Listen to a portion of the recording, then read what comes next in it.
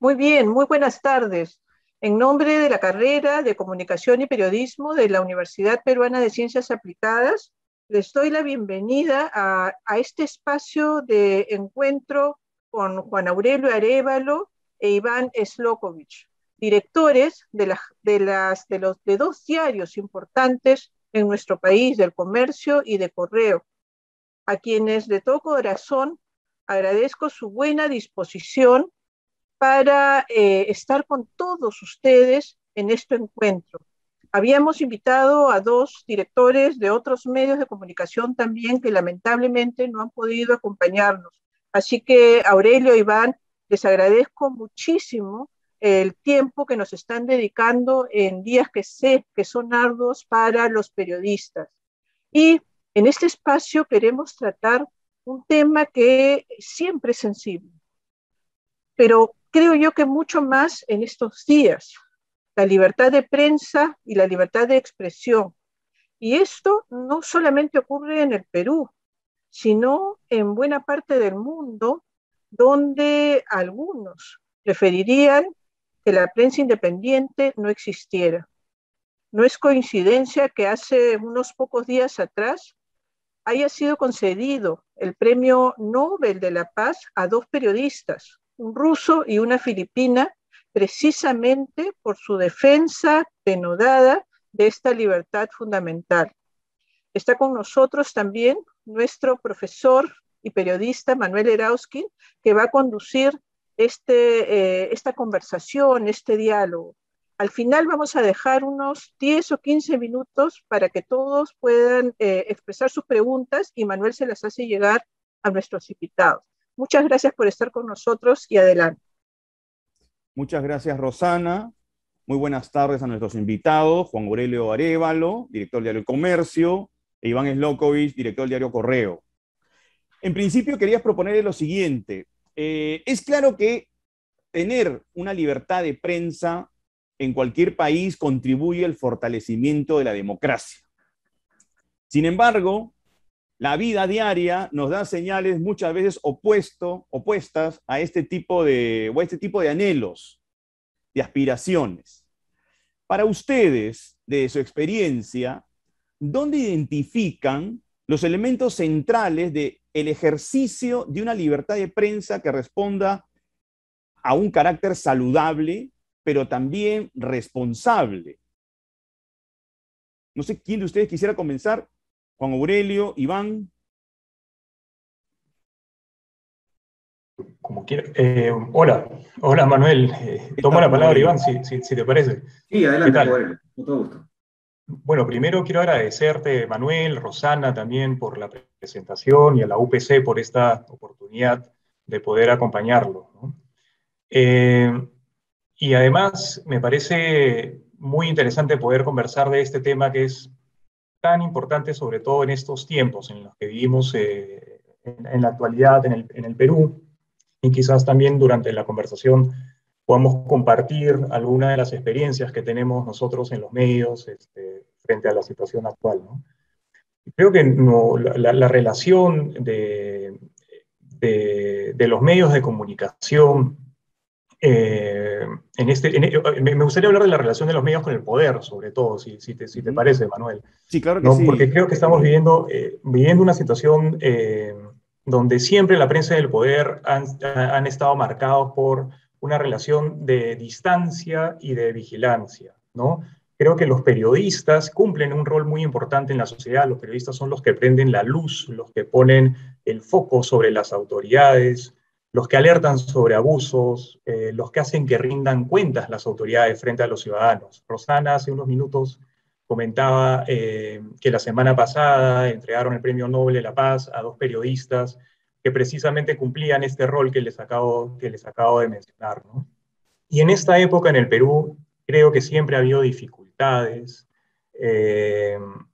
pero vivimos particularmente un momento difícil porque estamos frente a un gobierno que quizás no opera con la transparencia que uno desearía, ¿no? Ha operado más desde el silencio, desde el secretismo, y eso es todo un reto para los periodistas, porque como acabo de mencionar, somos los que tenemos que prender el foco y prender la luz sobre lo que ocurre en la esfera política, ¿no?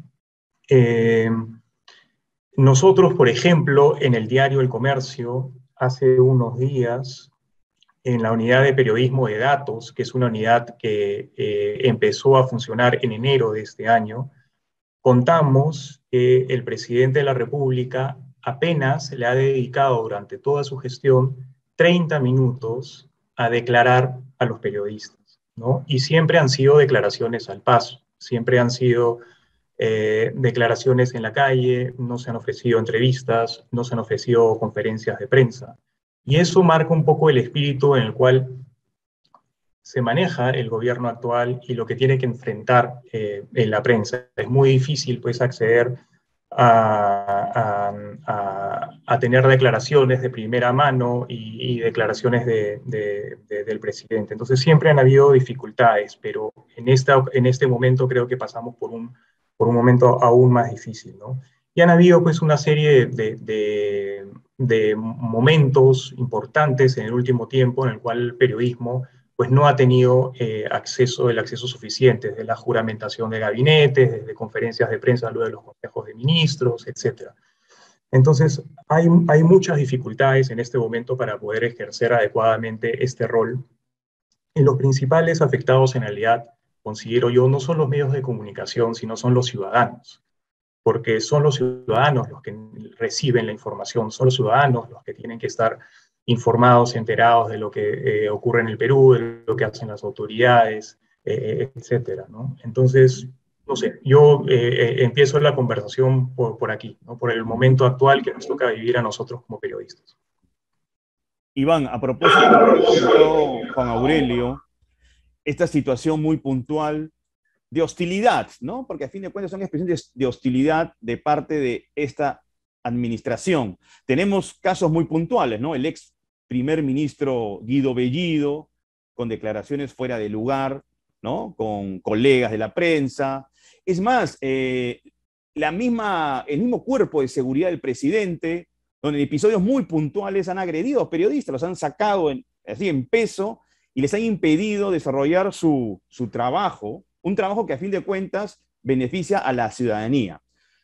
¿Tú cómo consideras que se debe actuar frente a este tipo de situaciones tan complejas, tan conflictivas para las personas de prensa? Sí, bueno, Manuel, gracias. Y por mi parte agradecer a Rosana, a la UPC por esa invitación. De verdad que es un gusto y siempre a sus órdenes cuando podamos aportar algo desde la experiencia, desde el día a día, para los alumnos y jóvenes que van a salir en poco tiempo al mercado, digamos, y encontrarse con una realidad que no es la mejor. Bueno, nunca la relación entre el poder y la prensa ha sido de amistad, en países libres me refiero, ¿no? Siempre hay una relación tirante. Sin embargo, en la situación en el gobierno actual, la cosa ha empeorado. El título de este evento se llama Libertad de prensa, libertad de todos. O sea, acá no se trata de periodistas defendiendo su trabajo, defendiendo su sueldo. Se trata porque la libertad de prensa es un indicador de democracia. No solamente en un país con elecciones, necesariamente hay democracia. No solamente en un país con partidos políticos hay democracia. Y acá ni siquiera tenemos partidos políticos. En Cuba tenemos elecciones cada cierto tiempo, en Venezuela también, pero no hay democracia. El mejor indicador en estos tiempos de democracia es la libertad de expresión. Y no es de la libertad de los periodistas, es la libertad de todos. Entonces, en este momento, estamos en un momento particularmente difícil. Un momento que tenemos un gobierno que ha sido elegido con un ideario, de verdad que donde la prensa prácticamente debería ser avasallada, solo que hay una resistencia de parte nuestra. Pero hay dos tipos de agresiones. La que tú has mencionado, Manuel, que es la agresión física, donde el cuerpo de seguridad del presidente agrede a una reportera, donde el premier asusa a la gente, a la turba, en contra de los periodistas, donde hemos visto también incluso a un periodista de Palacio de Gobierno arranchando el micrófono a una periodista de radioprogramas. Eso por un lado, la agresión física, para que no nos acerquemos al presidente, un presidente que, como dice Aurelio, no habla, no expresa, no dice nada. Pero otro lado tenemos también algunos temas preocupantes con un proyecto de ley salido de la bancada del propio gobierno, donde restringe la libertad de expresar, donde pone trabas, pone barreras en contra de la libre difusión, especialmente en los medios radiales y televisivos.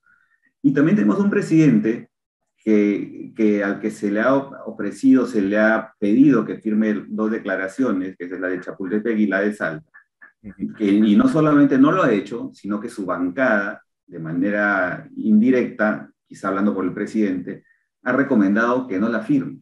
O sea, esas declaraciones, y pediré a los alumnos que la revisen en detalle, no es nada del otro mundo, no es una exigencia de otro planeta, es una exigencia que se da en toda democracia, en todo país civilizado, donde se debe permitir que la prensa trabaje, donde no se le debe confiscar sus transistores, no se le debe impedir la compra de papel, la compra de tinta, algo que ocurre en toda democracia. Sin embargo, el presidente actual no la firma, y de otro lado, la bancada oficialista se niega. Es como que digan, no se debe respirar, es lo más elemental, lo básico en toda sociedad libre, democrática, donde hay equilibrio de poderes.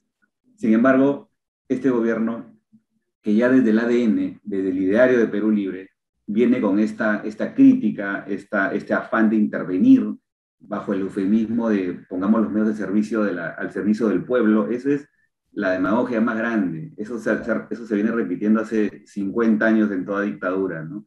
No es que vamos a hacer nosotros los medios, sino lo va a hacer el pueblo. Tenemos el ejemplo de Velasco, que expropió medios en el año 74, y entre comillas los entregó a los sectores representativos de la sociedad, ¿no? A los gremios de artistas, que en realidad eran todo puesto por Velasco, ¿no? Para que escriban lo que a él le gustaba y lo que él revisaba, y luego del visto bueno que él y su equipo de prensa ponían, ¿no? Entonces el momento es particularmente crítico, y aquí me dirijo por unos minutos a los alumnos. Aquí lo que viene por delante es resistir y seguir nosotros decididos a enfrentarnos a este tipo de situaciones.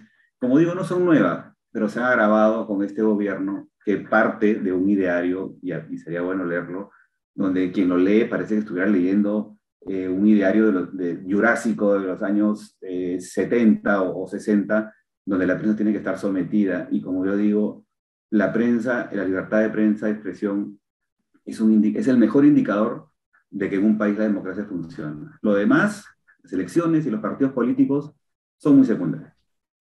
Ahora, queda claro, por lo que ha manifestado Juan Aurelio e Iván Slokovich, que esta administración no tiene simpatías por la prensa, ¿no? Y queda algo también muy claro.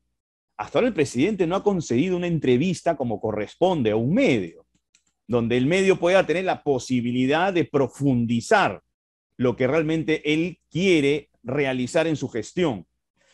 Bajo ese tipo de consideraciones, les vuelvo a repetir lo siguiente: ¿qué armas, qué tipo de caminos tiene la prensa para poder justamente enfrentarse a esta adversidad? Porque debemos tener armas, debemos tener herramientas. Y me parece que una de esas herramientas o armas pasa por una información contundente con relación a comportamientos pues impropios. No sé qué tipo de alcances puedan tener, Juan Aurelio. Bueno, nuestro rol es informar, y lo primero que tenemos que hacer es poner en evidencia estas situaciones, ¿no? Como les acabo de mencionar, en el caso de la declaración, el caso del silencio del presidente fue una revelación de la Unidad de Periodismo de Datos del Comercio, que lo que hizo fue medir por minutos cuántos minutos le había dado a declarar a los periodistas desde que inició su gestión, y salió que eran 30 minutos en 66 días, me parece. Que es nada, pues, ¿no? Es nada. Y es el presidente que más silencio ha guardado en los últimos 20 años. Se hizo la comparación, además, también con las gestiones anteriores. Entonces son datos, pues, objetivos, ¿no? Y además, creo que lo que tenemos que hacer es contarle a nuestros lectores, a nuestra audiencia, qué es lo que sucede. Por ejemplo, cuando ocurrió la juramentación del gabinete y los periodistas no pudieron ingresar, teníamos que contarle a nuestros lectores: esto es lo que está sucediendo. No tenemos imágenes propias, no tenemos fotos del lugar, no podemos hacer entrevistas porque tenemos una reja y no nos dejan ingresar. Y creo que es importante ser lo más transparentes y contarle a nuestros lectores qué es lo que sucede. Por ejemplo, hace unos días también en El Comercio nosotros quisimos averiguar qué sucedió en la Casa de Breña, que fue este otro espacio donde antes de ingresar a Palacio de Gobierno el presidente recibía a una serie de visitantes, ¿no? Y pedimos información eh, para que nos indiquen quiénes habían entrado, con quiénes había reunido el presidente, ¿no? Y la respuesta es que no existe esa data, ¿no? Que no tenemos esa información. Y eso también lo hicimos público, se lo ofrecimos a los lectores porque nos parece que es importante que quede claro, ¿no? Además, Iván mencionaba algo que me parece muy importante, que es esta invitación a firmar la Declaración de Chapultepec. La Declaración de Chapultepec, si no me equivoco, empezó en el año 94 y ha sido firmada por presidentes de toda la región y son principios básicos de respeto a la libertad de expresión, a la libertad de prensa. Y en el Perú, los últimos mandatarios han firmado la Declaración de Chapultepec, el presidente Humala, el presidente Kuczynski, todos han firmado esta declaración, ¿no? El Consejo de la Prensa Peruana fue a Palacio y invitó al presidente, le explicó de qué se trataba y su respuesta fue: la voy a estudiar y luego les contesto. Hasta el momento no ha habido una respuesta contundente, ya pasó más de un mes desde esa visita y queda claro que si el presidente lo firma, pues será más por una obligación, más que por un sentimiento auténtico de querer respetar eso, porque en realidad, como bien mencionaba Iván, no hay absolutamente nada de que estudiar. Pero esto se lo contamos a nuestros lectores y además teníamos que informarles a los lectores sobre de qué se trata esta declaración. O sea, ¿cuáles son estos principios básicos? ¿Por qué es importante? Y esto es algo muy clave para nosotros. Por un lado, ser muy transparentes, muy francos y contarle a los lectores qué es lo que sucede en nuestra cobertura diaria. Y por otro lado, también hacer un ejercicio de explicarle a nuestros lectores y a nuestra audiencia por qué es importante, ¿no? ¿Por qué es importante poder tener esta información? ¿Por qué es importante que el presidente pueda firmar en una declaración de este tipo, ¿no? Entonces creo que este es como mencionaba Iván, este es un momento muy complicado, siempre la relación es distante, siempre hay problemas entre las autoridades y los medios, pero vivimos particularmente en un contexto muy difícil, más difícil de lo que hemos vivido en los últimos años. Iván, ¿cómo observas tú este contexto tan conflictivo que estamos viviendo? Sí, lo comentaba que es un momento particularmente difícil. Tenemos un presidente que no habla, que agrede, que busca la forma de impedir el trabajo de los medios. Es un régimen que hasta ahora, casi 2 meses, se maneja en la sombra. Los periodistas los vemos siempre en la parte de atrás del Palacio de Gobierno, especulando, tratando de obtener alguna declaración de alguien, casi mendigando información, cuando una democracia debe actuar con transparencia, debe mostrar el rumbo por el que transita. Lamentablemente parece que este gobierno o no lo tiene o no lo sabe expresar. Bueno, sabemos que el presidente, creo que no es ningún secreto para nadie, tiene muchas limitaciones, no tiene mucha capacidad de argumentación, de defenderse, quizá por ahí vaya la cosa, pero en este momento hablábamos de las dificultades que hay para trabajar en este momento. A mí me preocupa que con el paso del tiempo pueda haber más dificultades, que este gobierno, por ejemplo, vaya a tomar el poder judicial. Los periodistas estamos sometidos a veces a juicios, a querellas, que estas puedan ser manipuladas. Por ejemplo, en el caso de Correo, el diario que está a mi cargo, Correo son 14 ediciones a nivel nacional, para igual número de regiones. Correo Piura, Correo Arequipa, Correo Tacna, y tenemos Correo Huancayo. En Correo Huancayo ya Cerrón era un viejo conocido para nosotros. Cerrón era un viejo conocido desde que fue gobernador regional, ¿no? Y desde esa época, precisamente con Correo, con el director regional que había en esa época, ese director afrontó muchos procesos judiciales, largos procesos judiciales, acoso judicial, por destapar las cosas precisamente que se han sabido después y que han generado la sentencia condenatoria que todos conocemos y que imposibilitan que Cerrón sea funcionario público. Esa sentencia, por esos hechos de esas obras de La Oroya fueron destapadas por correo hace muchos años. El director de esa época, de repente tú lo conoces, Manuel Lector Mayhuire, terminó empapelado a más no poder. Y a mí lo que me preocupa es eso, que en algún momento el equilibrio de poderes, que no haya equilibrio de poderes y el poder judicial se someta, y ahí sí los periodistas estamos en serios problemas, porque deben conocer los estudiantes que a los periodistas se nos carga una responsabilidad penal, no es una responsabilidad civil. Muchos de los delitos vinculados al ejercicio del periodismo, la gran mayoría tienen una connotación penal. Entonces incluso puede que no sea prisión efectiva, pero hay impedimento de salida, ir a firmar todos los meses. O sea, a una persona que le cae un juicio penal es casi paralizarla, ¿no? Casi paralizarla. Que te estén llegando notificaciones a tu casa, que tienes que ir a declarar, y eso, por eso en Correo lo hemos pasado, especialmente en Huancayo, cuando Cerrón era una persona que manejaba todo en Junín, manejaba la fiscalía, manejaba todo, como ocurrió con el caso de Álvarez en Ancash, que yo lo conocí de cerca porque yo era director regional en el norte. Entonces, ese es mi temor, ese es el temor mi temor es que ocurra, que ese sea el siguiente escalón de las agresiones a los medios.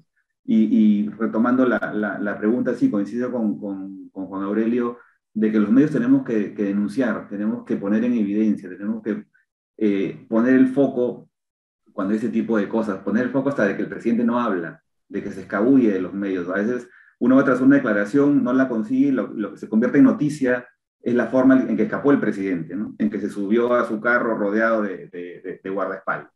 Entonces, pero eso no es sano, no es saludable. Una democracia tiene que ser transparente, tiene que comunicar, tiene que expresar, tiene que debatir, argumentar. Si tú respaldas a Bellido por 60 días, 69 días, explica a los peruanos por qué lo respaldas. Si respaldas a un ministro que con antecedentes de terrorismo, sal a una plaza y sal a una conferencia de prensa o a una entrevista y di, a ese señor lo respaldo por esto y porque es útil por esto y por esto. Pero tenemos un presidente que no dice nada y encima se queja de que la prensa lo tergiversa, la prensa lo inventa tal cosa, pero si el hombre no está hablando. Entonces, ¿qué es lo que quiere que hagamos los periodistas? Y se queja de que nos quejamos de que no habla. Entonces, entramos en un círculo y el más afectado es el peruano, es el ciudadano, es la audiencia, que no sabe por dónde va su país, qué rumbo está tomando. El presidente va a Estados Unidos y dice una cosa, el presidente viene acá, se va a Sacsayhuamán y tiene un discurso confrontacional con la empresa privada, con la apertura económica. Entonces lo lógico es preguntar al presidente, ¿le creemos al presidente de Washington o al presidente de Sacsayhuamán? Pero eso no se puede hacer. Algo tan elemental como eso no podemos hacer los periodistas. Y lo que nos queda es resistir, y lo que nos queda es poner en evidencia a un presidente que no da la cara por razones que ojalá en algún momento conozcamos. Ahora, ¿qué lectura ustedes tienen a partir de las últimas elecciones? Y me estoy refiriendo a la segunda vuelta, donde existe la percepción de ciertos sectores de que la prensa capitalina sobre todo, optó por un candidato. A partir de esta apreciación, les pregunto también, ¿cuál es el rol realmente que debe tener el periodismo? Más allá de ópticas o percepciones apocalípticas, porque a fin de cuentas el periodismo tiene una misión muy específica, ¿no? Que está vinculada al ciudadano. ¿Cómo ustedes observaron este tipo de percepciones que endilgaban directamente a cierta prensa, incluyendo al Grupo El Comercio, que había optado por un candidato, en este caso Keiko Fujimori? ¿Qué reflexión tienen acerca de eso? Bueno, antes de entrar de lleno al tema de la segunda vuelta, Manuel, me gustaría retomar un punto que mencionó Iván, ¿no? Que es su temor, ¿no? Y uno de los temores más grandes que tengo yo es que se normalicen estas agresiones contra los periodistas, que se normalice el silencio de las autoridades y que se normalice también los discursos agresivos contra los periodistas. Y acá sí entro a hablar de la campaña, ¿no? Y en estas elecciones yo creo que los dos sectores, ¿no? Desde los dos lados, izquierda y derecha, encontraron un punto en común, ¿no?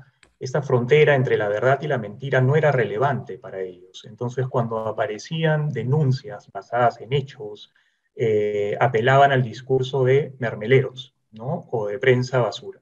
Y fue de los dos lados, ¿no? Y ninguno midió la gravedad y el peligro que supone para la democracia que se asiente una narrativa que pinta a los periodistas como si fueran enemigos del pueblo, ¿no? O el uso repetitivo y también ligero de varios términos, como por ejemplo terrorista o comunista, que hicieron que en el fondo pierdan significado en esta campaña. Y que muchos destapes periodísticos muy importantes, destapes serios, no hayan tenido el impacto que merecían, ¿no? Eh, y en esta campaña, ya entrando también al tema de la segunda vuelta, digamos, nadie fue más explícito en sus amenazas contra los medios, contra las instituciones democráticas, que el actual presidente Castillo y también los miembros de su partido Perú Libre. O sea, recordemos que amenazaron con cerrar el Tribunal Constitucional, la Defensoría del Pueblo, eh, una serie de instituciones que son vitales para el orden democrático en el Perú. Entonces, cada medio, por ejemplo, en el caso del comercio, nosotros tenemos unos principios rectores que guían nuestro accionar y nos comprometen de forma decidida con la defensa de la democracia y con la defensa de la libertad de expresión. Y nosotros siempre vamos a marcar distancia frente a esas posturas que amenazan al sistema democrático, ¿no? Y creo que frente a esto, que eran declaraciones que aparecían semana a semana, no cabía una actitud pasiva frente a, por ejemplo, candidatos que tenían legajos por terrorismo. No era terroqueo, eran expedientes de la DIRCOTE, ¿no? O gente que claramente amenazaba con estas instituciones democráticas, instituciones que son tan importantes para la democracia en el Perú, ¿no? Tampoco podíamos ser pasivos frente a un plan de gobierno que, como bien lo acaba de mencionar Iván, bajo el pretexto, ¿no?, de que evitar que se atente contra las buenas prácticas, se mandaban con un capítulo entero hablando sobre cómo controlar a los medios de comunicación, al contenido de los medios de comunicación. Y citaban incluso a personajes como Correa, los Kirchner, hasta Lenin como grandes referentes de la libertad de expresión, lo cual era pues un absurdo, ¿no? Entonces, siento que ahí que algunos medios, o en el caso del comercio, tuvimos una posición muy firme de denuncia frente a estas amenazas que eran muy claras para la democracia, ¿no? Y hay que también ser autocríticos en este punto. Nosotros en el diario, en la primera vuelta, compartimos con los lectores que por una cuestión de espacio en la edición impresa nos íbamos a centrar sobre todo en esos candidatos que figuraban en los primeros lugares de la encuesta con la cual nosotros trabajamos, que es Ipsos, ¿no?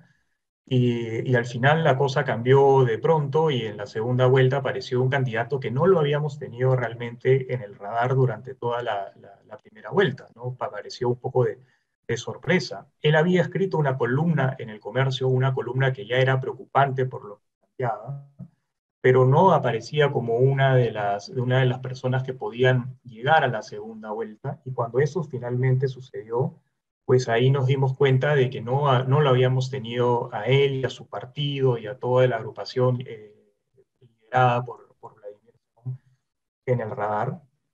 Y, y ahí esa es una autocrítica que nos tenemos que hacer, porque tuvimos una visión un poco centralista, muy basada en nuestras encuestas, en lo que sucedía en Lima, y no habíamos visto pues todo este poder que tenía este partido y el avance que tenía el partido en el interior del Perú, ¿no? Pero nada, ahí lo dejo a Iván para que pues ya hablé Gracias, mucho. gracias Juan Aurelio. Iván, más bien tú, ¿cómo analizas este periodo tan particular que ha sido esa Bueno, fue un segunda periodo, vuelta bastante compleja, ¿no? sí, fue una campaña bastante agresiva, pero tengamos en cuenta también que hay que reconocerle, entre comillas, a Perú Libre, que es uno de los pocos partidos que ha dicho precisamente lo que iba a hacer. O sea, mostró un ideario, o sea, porque normalmente hay candidatos de izquierda que dicen una cosa, durante la campaña son muy tibios, no, pero en el caso de Perú Libre estaba el ideario, que ya lo hemos comentado, y estaba el discurso totalmente confrontacional del propio candidato, como decía Aurelio, que quería cerrar la defensoría, quería cerrar el TC, que la intervención a los medios, hablaba de los monopolios, aunque no sabía definir muy bien lo que era un monopolio, de indultar a Antauro Humala, de que las niñas se prostituían cuando salían del colegio en las grandes ciudades. Pocas veces hemos tenido un candidato así. Entonces, hablaba de los medios, de controlarlos, de ponerlos al servicio del pueblo, como comentaba hace un rato. Entonces, en el caso de Correo, esto va en contra y hablo también por los principios rectores, esas propuestas van en contra de uno de los principios que es la defensa de la democracia, la defensa de la libertad de expresión, abiertamente, o sea, abiertamente iban en contra de eso. Entonces, había que poner en evidencia y había que mostrar sus propias palabras. Lo mismo y era un presidente que tampoco hablaba, ¿no? Durante la segunda vuelta, creo que en la primera, la entrevista que dio a Diego Acuña, no volvió a dar una entrevista, no volvió a hablar nunca más, una entrevista con Ávila Huerta que la cortó, dijo que tenía algo importante que hacer, y de ahí no habló más. Entonces, y con eso, y con lo poco que se sabía, los antecedentes de la gente con antecedentes de terrorismo, los nexos con el Brahim, el pasado de Cerrón, que proponía ministros, el presidente no mostraba el equipo técnico, decía que se le iban a terruquear. Entonces, creo que en cualquier país democrático, en cualquier país con una prensa independiente, este tipo de cosas hubieran sido noticias, se hubieran destacado por igual. Aquí no era que me gusta tal candidato o tal otro, sino que veíamos un candidato que no tenía las credenciales, el recorrido, y no hablo de que sea un partido grande, sino a nivel incluso de formación, de ser presidente no es cualquier cosa. Tienes que tener un conocimiento, un bagaje, un recorrido, un equipo que no lo mostraba. Creo que los periodistas no sé cuántas semanas hemos insistido con que muestre el equipo técnico, solo lo vimos en un debate, un equipo que luego desapareció. Entonces, había muchas cosas que informar, como lo creo que hay ahora y seguirá viendo conforme aparecen nuevos personajes. Hace una semana, pocos días, un nuevo ministro del Interior con unos antecedentes que la prensa no estaría haciendo bien su trabajo si es que no lo pone bajo el foco, si es que no lo pone ante los ojos de los ciudadanos. ¿Cómo vamos a tener un ministro del Interior con ese nivel de sanciones? O a que ha sido abogado de unas personas que están prófugas o próximas a estar prófugas en una semana. Entonces, ese tipo de cosas, ese tipo de situaciones, ¿cómo no van a ser noticia? ¿Cómo no van a ser motivo de una portada? Claro, eso le incomoda al gobierno. El gobierno O el quisiera ministro de Educación también, ¿ah? o el ministro de Educación, claro, la señora vicepresidenta quiere que informemos del bono que se va a dar. Cuando tenemos a un presidente que no sabe qué hacer con el cadáver de Radimel Guzmán y su bancada se niega a que lo incineren y quiere que le haga un altar. Entonces, ese tipo de situaciones, obviamente que van a despertar el interés de los medios y obviamente que van a hacer noticia en cualquier parte del mundo, pero eso no le gusta a este gobierno. Entonces, la campaña sí ha sido bastante agresiva, pero yo creo que también ha sido por el nivel de candidato agresivo que hemos tenido. O sea, hemos tenido un candidato frontal, para bien o para mal, que decía las cosas y barbaridad y las barbaridades que iban a hacer, ¿no? Entonces, ante eso, ¿cómo quedarse callado también cuando tenemos en el caso del Grupo del Comercio los principios rectores que van en contra de muchas de las cosas que proponía este señor y este partido, ¿no? Ahora, ¿cuál es el manejo práctico que tienen ustedes en sus medios en relación a la parte editorial y a la parte informativa? Porque es un aspecto que a los estudiantes les interesa bastante conocer de primera mano. Bueno, los periódicos tienen editoriales y secciones de opinión, y en esos espacios el lector puede encontrar la orientación del medio, el posicionamiento ideológico del medio, y la información está en otro lado, ¿no? Ahí hay una diferencia muy clara entre esos dos espacios. Se trata también de ofrecer un espacio plural, ¿no? Abierto en las columnas de opinión, en el caso del comercio, y y creo que son dos cosas muy distintas, ¿no? La opinión y la orientación del medio está en el área editorial, y la cobertura informativa va hacia otro lado, ¿no? Iván, en tu caso, funciona igual. Sí, correo tenemos la página de opinión que va con la firma del autor, la firma del columnista, que es por lo general una persona externa. En mi caso particular, por el formato del diario, tengo una columna del director que va con mi firma, con mi foto, la cual yo manejo a mi estilo, totalmente libre. Y tengo también el editorial, que es la opinión del diario, sin firma, como bien saben los estudiantes, a diferencia de una columna. Entonces, de esa manera está bien enmarcado, bien separado lo que es la parte de información pura y dura, trabajado por los periodistas, los redactores, y tenemos la parte de opinión dividida en editorial, columna del director, y las columnas de los colaboradores, que tengo hasta un señor de izquierda, con el que en 99% no coincido con lo que él publica los días miércoles, pero que yo con mucho gusto lo leo los martes cuando me la manda, le acomodo un par de cositas, un par de comas, la publico, y cuando lo leo digo, este señor me habla pues de la economía planificada, de mil cosas con las que no estoy de acuerdo, pero es parte de la apertura. En Correo siempre hemos tenido en ese espacio los días miércoles un columnista de izquierda, lo hemos tenido a Rolando Breña, y ahora está este señor Quintanilla, que muestra pues, o sea, un medio, obviamente tiene una línea editorial, pero eso no implica que sea un diario cerrado, sino es un diario abierto, como acepta la opinión de otras personas, y creo que es saludable, ¿no? Ahora, los quiero invitar a conversar sobre un tema de controversia que tiene que ver con el Grupo El Comercio. Tiene que ver con la famosa concentración de medios, que fue un término que surgió cuando el Grupo El Comercio compra al Grupo Epensa. Todo eso generó una controversia, y a lo largo de los años, de distintos sectores periodísticos, cada vez que se puede, se menciona el asunto, obviamente para poder mellar un poco en la imagen del grupo.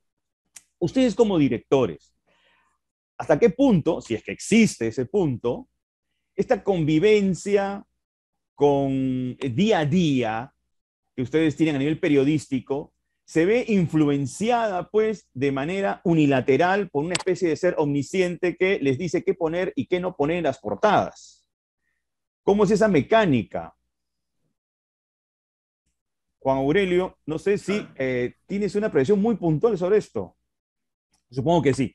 Sí, bueno, el tema de la concentración de medios ya tiene muchos años, ¿no? Y la verdad, yo escribí una columna hace algunos meses en El Comercio, donde decía que me parecía absurdo hablar de concentración de medios, porque en el Perú existen pues más de 60 periódicos, decenas de canales de televisión, radios, una infinidad de espacios digitales, de portales, que los ciudadanos escogen libremente revisar todos los días, ¿no?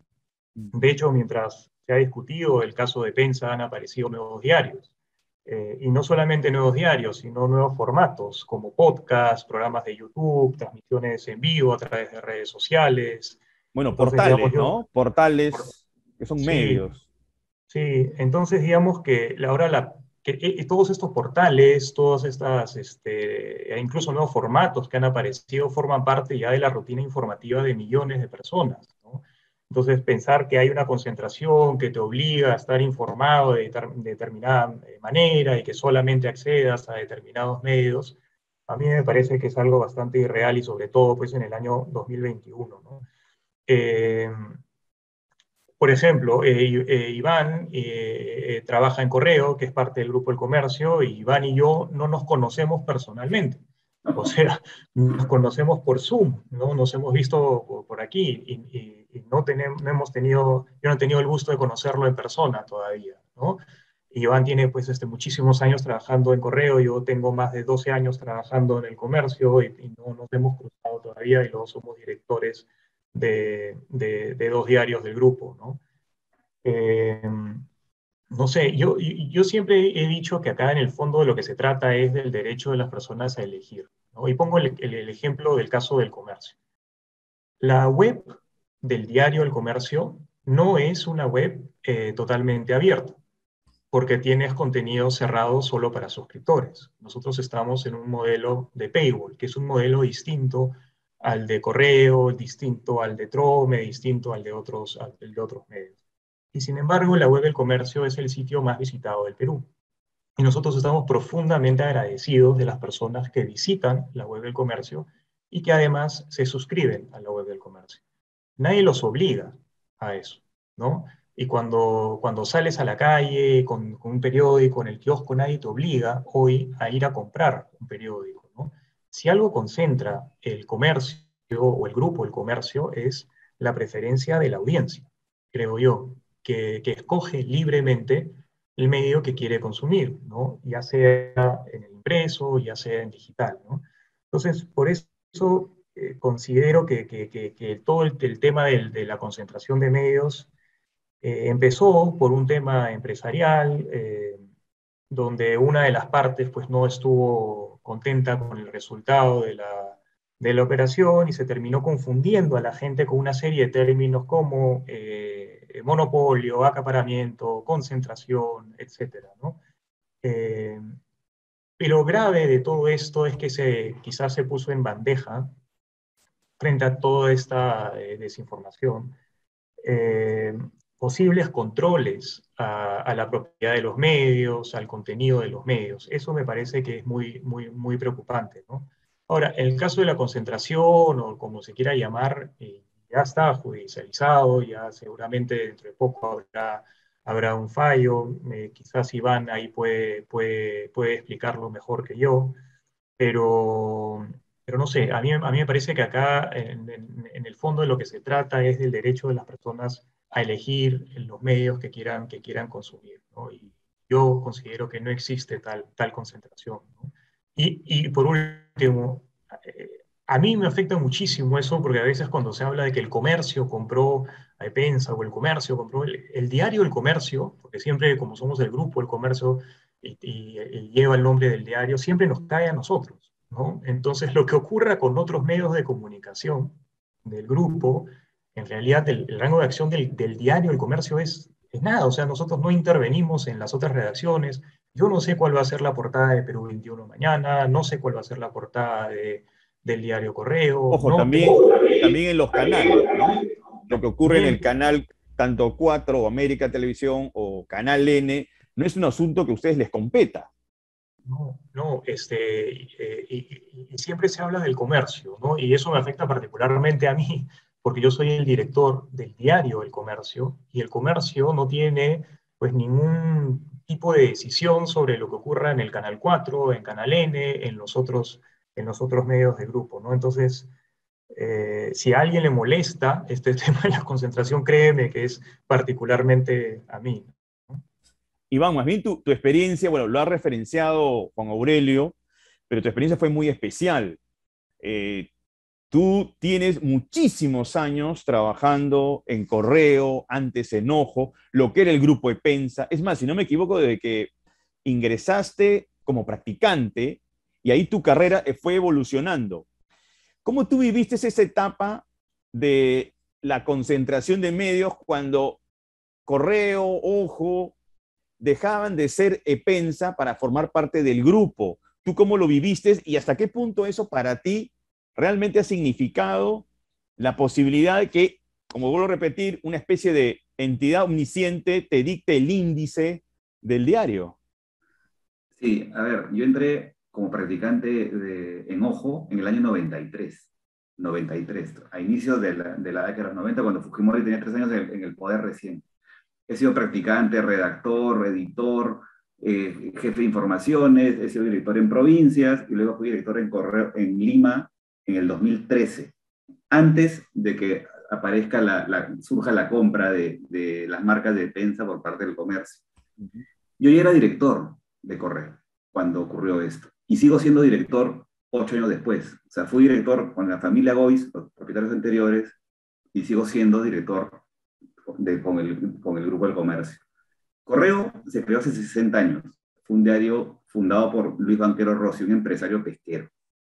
Ha sido siempre un diario de centro derecha, un diario que cree en la apertura del mercado, con una línea editorial que cree en las libertades, la separación de poderes, la independencia. Y es así como se sigue manteniendo ahora. El director sigo siendo yo, y nunca he cambiado mi forma de pensar, ni la línea editorial que pongo en el diario. La gente con la que trabajo sigue siendo la misma. El editor general, el jefe de informaciones, los redactores, los editores de provincias con los que estuve la semana pasada en una reunión con algunos en Chiclayo y otros en Arequipa, son los mismos de hace 10, 15 o 20 años. Esta semana tenemos una reunión por los 20 años de algunas personas que cumplimos 20 años, y mucho de esa gente viene trabajando desde esa época. Entonces, no ha habido un cambio de línea porque nos impusieron un cambio de línea como producto de la llamada concentración de medios. Manuel, en la parte final de su pregunta, decía cómo ha afectado tu forma de tu trabajo.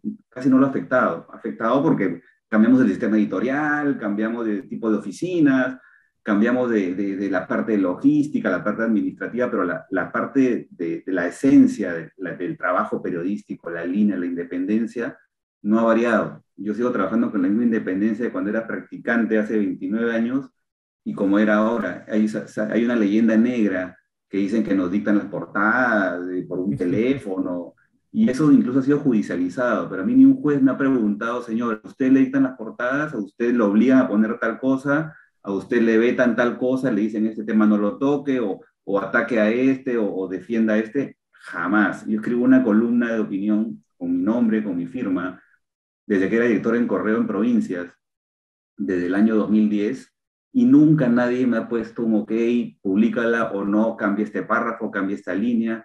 Nunca. La columna la escribo yo en mi laptop y yo mismo la transfiero, la pego en la página y así pasa. Nunca. Igual con las portadas. Yo para hacer las portadas me reúno con el editor general, con el editor de fotografía, el editor de diseño, hacemos una lluvia de ideas. Al final, obviamente, el que tiene la última palabra es el director, pero nunca ha habido una imposición de una línea o un cambio de línea. O sea, cualquier persona que pueda ver Correo de hace 60 años, o de Correo cuando estaba director Juan Carlos Tafur, o cuando estaba Aldo Mariátegui, o cuando estaba yo, sí ha habido algún cambio de línea. Ha habido cambio de estilo, cambio de forma de decir las cosas propia de cada director, pero la línea se mantiene, se mantuvo desde que se fundó el diario por un empresario, luego vino la familia Govis, a partir del año 2018, con el Grupo El Comercio, pero el director sigo siendo yo, y yo no siento que haya cambiado en nada, y pueden revisar el archivo de todas las portadas y todos los editoriales, las columnas. No ha habido un viraje, jamás, no ha habido una imposición. Yo trabajo con total libertad de hace 29 años y no estaría en este lugar si es que hubiera sentido que me están coaccionando o amenazando o tratando de imponer. Se ha tejido mucho, es una leyenda sobre esto, de un direccionamiento de línea editorial. Eso es absolutamente falso. Tendría que haber pasado por mí y por el director de Ojo, Jaime Asián. Y él también sigue trabajando desde esa época conmigo, y él trabaja con la misma independencia de siempre. Ojo sigue siendo un diario familiar, Correo sigue siendo un diario político con sus 14 ediciones en provincias. No ha cambiado, y es la misma gente con la que vengo trabajando. O sea, no es que he tenido que cambiar porque no se adapta a la nueva línea. Nunca ha habido eso. Eso es una leyenda, y hubiera sido bueno que en algún momento el Poder Judicial, que es el que tendrá que resolver, me pregunte, o a mí o a los periodistas que trabajan conmigo, si es que en algún momento ha habido algún cambio de línea y hemos sido obligados a eso. Eso no ha habido en ningún momento. Gracias, Iván, por tu respuesta tan detallada, igual a Juan Aurelio, por la suya. Ahora miren, vamos a pasar a preguntas de los estudiantes. Ellos tienen varias inquietudes. Algunos temas ya los hemos abordado. En todo caso, si consideran enfatizar algo, lo hacen. Si no, pasamos a otras preguntas. A ver, tenemos la primera pregunta de Alejandra Elías. Dice, bueno, también deberíamos tener en vista por qué algunos medios toman cierta postura en plenas elecciones. Me parece que eso ya lo hemos abordado. No sé si alguien quiere matizar algo sobre ese aspecto. Creo que está claro, ¿no? Bien. Bueno, entonces pasemos a otro comentario. Dice, a ver, con el ánimo de ver el panorama completo, esto es de Aldo Sánchez, con todo respeto, sería bueno también incluir en el análisis las amenazas, el acoso que sufren algunos periodistas y otros medios de parte de organizaciones no gubernamentales y de extrema derecha, dice, como la Resistencia y los Combatientes. ¿Cómo defender la libertad de prensa en estos casos? ¿Qué pueden decir al respecto los panelistas invitados? Juan Aurelio, Iván, ¿quién de ustedes quisiera de pronto abordar una respuesta? Sobre ese tipo de amenazas, creo que se debe rechazar cualquier amenaza, venga de donde venga de la Resistencia, como venga del equipo de de un equipo que defina el gobierno, venga de donde venga, esos extremos son absolutamente nocivos para el ejercicio del periodismo y para la libertad y la legalidad. O sea, es inaceptable que ese grupo de la resistencia se siga moviendo por ahí, por el centro de Lima, queriendo romper rejas para acercarse al Palacio de Gobierno, insultando a los periodistas de un lado y de otro. Eso me parece inaceptable. Yo lo veo y siento indignación cuando ese tipo de cosas ocurren. Y lo mismo digo de cuando Castillo asusaba en Ayacucho a los medios, a la prensa, y la reportera tuvo que salir en una tolva corriendo y grabando con su celular cómo la gente se le venía encima. Y eso merece igual de rechazo de uno y de otro lado y es inaceptable. Ujú. Bueno, a ver, tenemos aquí otra pregunta. Dice una pregunta al director Juan Aurelio Arévalo. Afirmaste que esto lo dice Juan Diego Salmavides. Dice lo siguiente: afirmaste que el comercio tuvo una posición tajante frente a las amenazas de los candidatos en segunda vuelta de Perú Libre, que atentaban contra la libertad de prensa. ¿De qué forma se puede ejercer el periodismo en libertad con el imán de la publicidad? ¿Qué artificios emplea, bueno, entre comillas, el comercio para llevar a cabo su labor periodística cuando se debe investigar a una empresa con la que tienen un contrato comercial? Juan Aurelio. Nosotros investigamos a todos. Y además, la unidad de investigación del comercio en este último año se ha reforzado. Ha crecido y tiene la mayor cantidad de periodistas que ha tenido en su historia. Así que nuestra voluntad de investigar, créanme que está clarísima. Y si es alguna empresa y si tiene algún vínculo con la empresa, lo vamos a investigar. Ahora, nosotros en el comercio, como les expliqué hace algunos minutos, estamos en un modelo de suscripción. Nosotros creemos que nuestros lectores son los que deben ayudarnos a nosotros a sostener nuestra apuesta informativa. El comercio en la edición impresa se sostiene sobre todo por sus suscriptores.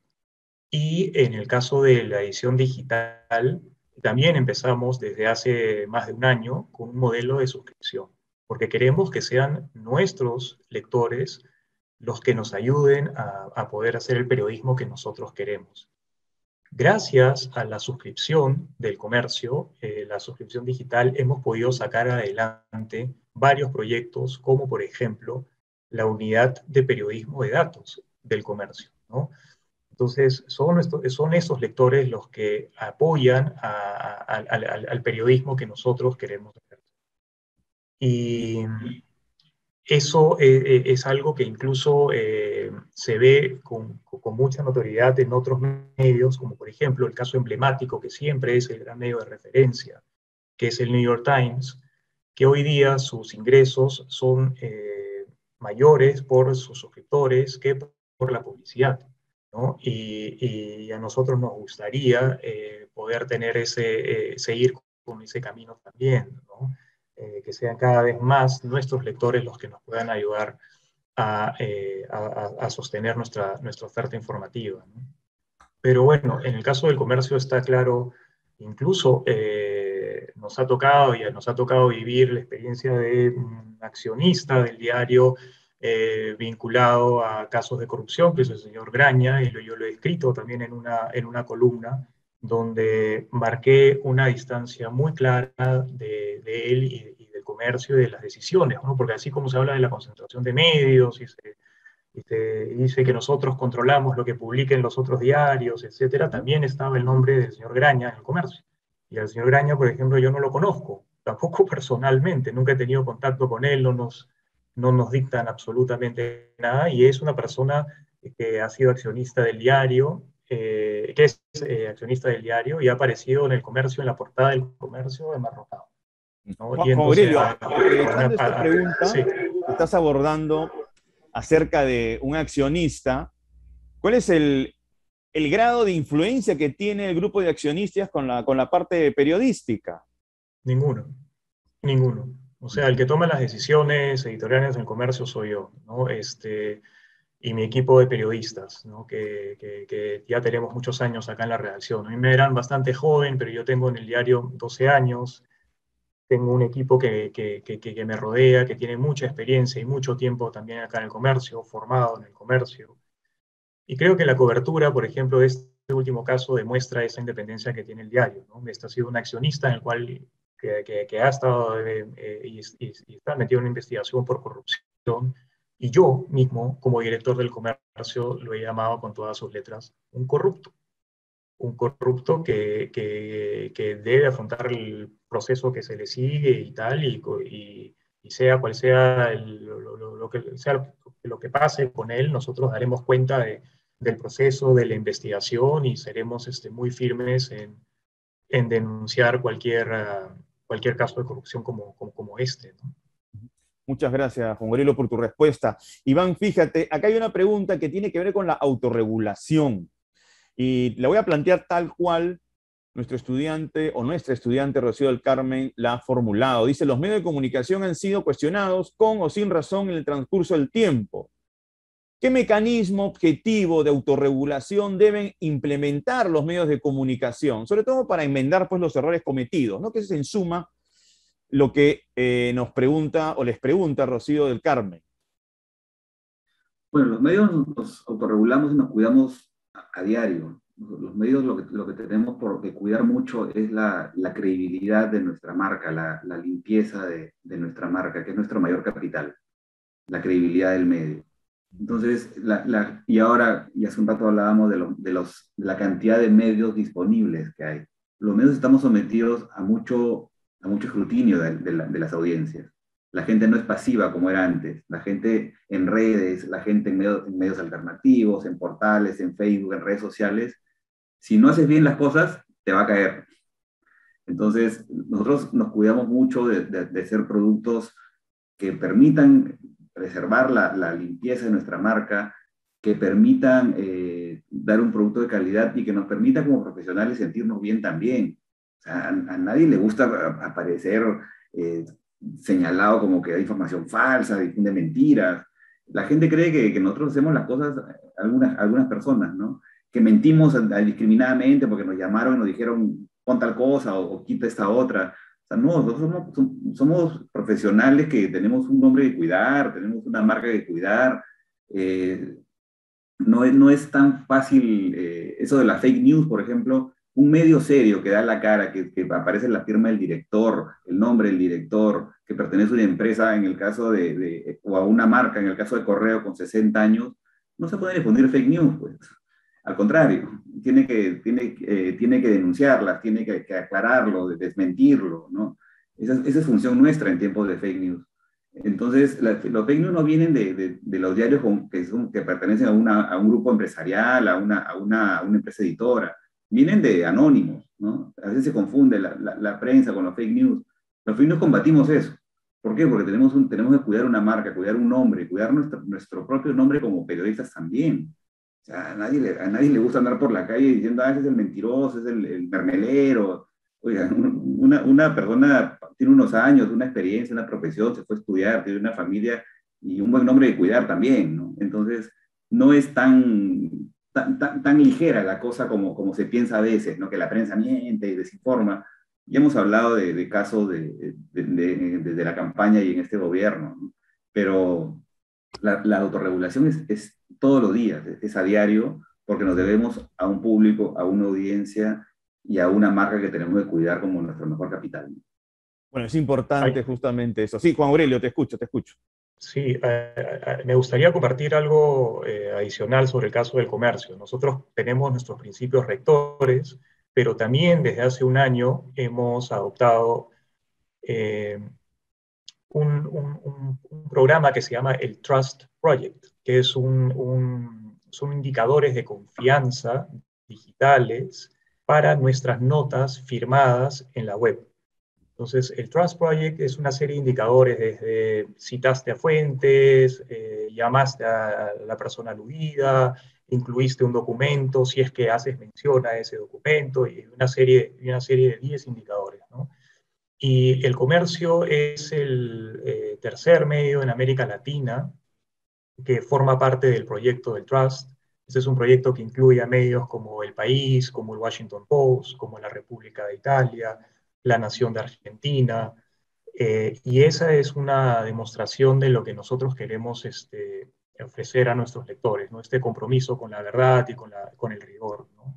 Abrimos también un espacio en la redacción, en la web del comercio que se llama Desde la Redacción, donde tratamos de compartir con nuestros lectores novedades del diario y muchas veces respondemos también frente a dudas que se generan, a veces copian la cabecera de la web del comercio y la utilizan para difundir noticias falsas. Entonces eso ocurre lamentablemente con frecuencia y tratamos de comentarle a los lectores y explicarles, esta no es una información que hemos publicado nosotros. Entonces estamos tratando ahí de abrir un espacio de mayor diálogo y que entiendan la función que cumplimos. Bien, voy a formular la última pregunta de un estudiante, Alejandra Elías. Esta pregunta está relacionada a los columnistas y de pronto la quiero complementar en función a los criterios que tienen ustedes para elegir a sus columnistas. Ella dice lo siguiente: ¿cómo colocar a Rospigliosi como comentarista político cuando una de sus empresas cobró una consultoría tras contrato con Fuerza Popular? ¿Cuáles son los criterios que tienen sus diarios para la elección de sus columnistas a partir de esta inquietud de nuestra estudiante? Sí, en el caso del señor Rospigliosi, él era columnista del Comercio. Y en diciembre del año pasado, él informó que formaba parte del equipo de Fuerza Popular y que de hecho ya tenía un buen tiempo trabajando con ellos. Y él no le había informado al Comercio de que él formaba parte de Fuerza Popular. Y frente a esto, lo que hizo el Comercio fue decirle que no podía seguir siendo columnista, ¿no? Había una campaña en marcha, iba a tener una posición pues, de ventaja frente a los demás columnistas, iba a tener como un espacio donde él podía pues, informar sobre el partido que representaba, y eso no era justo, ¿no? Y además creo que no fue justo de su parte con el medio, con nosotros, que no nos haya informado de que él formaba parte de este grupo político, ¿no? Lo que hicimos en ese momento fue comunicarnos con todos los columnistas del Comercio y pedirles que por transparencia nos indiquen si ellos participaban o no en algún partido o formaban parte de la campaña, ya sea como posibles candidatos, ya sea si hacían asesorías a algún partido, etcétera, ¿no? Porque eso me parece que es clave, la transparencia, ¿no? Y ahora que Christopher Acosta publicó este reportaje ayer en el Canal 2, hemos tomado nuevamente la misma medida. Vamos a comunicarnos con todos nuestros columnistas para saber si están brindando alguna asesoría puntual y si escriben sobre ese tema, pues hacer el disclaimer de que este señor ha brindado asesorías en tal y tal, porque me parece que eso es lo que corresponde, ser lo más transparente posible. Iván, en tu caso, ¿cuáles son los criterios que tú llevas a cabo justamente En el para caso elección de columnistas? En el caso de Correo, trato de ser lo más abierto posible a diferentes tendencias. Comenté hace un rato el caso del señor Quintanilla. Trato de darle apertura, tener a una persona cercana al APRA, cercana a la izquierda, cercana al fimorismo, gente de diferentes disciplinas de educación. Está León Trattenberg, está el Bessler, hay economistas, hay gente de gremios empresariales también, está la presidenta de ADEX, de IPAE, perdón, está la presidenta de la Sociedad Nacional de Pesquería, porque el Correo es un diario de origen pesquero, ese es un espacio que tiene ahí. Lo que sí trato de siempre decir a los columnistas, justo en época de elecciones, es que sean claros y digan si son candidatos, si no son candidatos, si están apoyando como asesores a algún candidato. Esa transparencia es muy importante.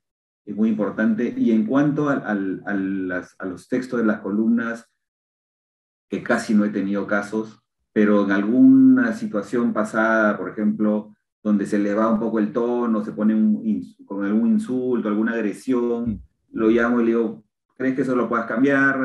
¿Crees que podamos cambiar esta palabra por otra? Nunca he tenido ningún problema. Me han dicho, sí, no hay problema, cámbialo. No, se me pasó un poco. Me acuerdo una vez con un columnista que ya no está, sobre Alan García, por ejemplo, mucho antes de su fallecimiento. Pero lo manejamos así. La idea es que haya una apertura, una pluralidad de los columnistas. Como dije hace un rato, hay un columnista con el que no coincido en nada, puede haber una persona muy conservadora también, como por ejemplo Martín Santibáñez, que es rector de la USIL. Tengo también al rector de la universidad, a un profesor de la Universidad de Piura. Tengo unas personas con ideas más liberales. Entonces trato de dar un balance, porque como digo, los columnistas son colaboradores que dan su opinión personal y la línea editorial del diario está expresada en el editorial, que está bien señalado y enmarcado, que ese es el editorial y esa es la línea establecida por la marca, ¿no? Juan Aurelio, Iván, les agradecemos mucho. La verdad, que ustedes hayan compartido esta hora con nosotros acá en la universidad, para nuestros estudiantes va a ser muy gratificante, sin duda alguna, muy útil, porque ellos están en una etapa formativa y es importante que escuchen de protagonistas como ustedes el día a día del periodismo y además a lo que uno se enfrenta, porque ellos tarde o temprano ya lo van a hacer y va a ser clave, esencial, que tengan una mirada sumamente asertiva sobre el contexto del trabajo que van a llevar a cabo. Nuevamente, muchísimas gracias por haber aceptado esta invitación, Juan Aurelio Arévalo, director del diario El Comercio, Iván Slokovich, director del diario Correo. Muchas gracias. Muchísimas gracias, un gusto. Muchas gracias. Hasta luego a todos. Hasta luego, gracias a todos. Gracias, gracias. Gracias, Rosana. Adiós. Gracias, Rosana. Muchas gracias. Adiós.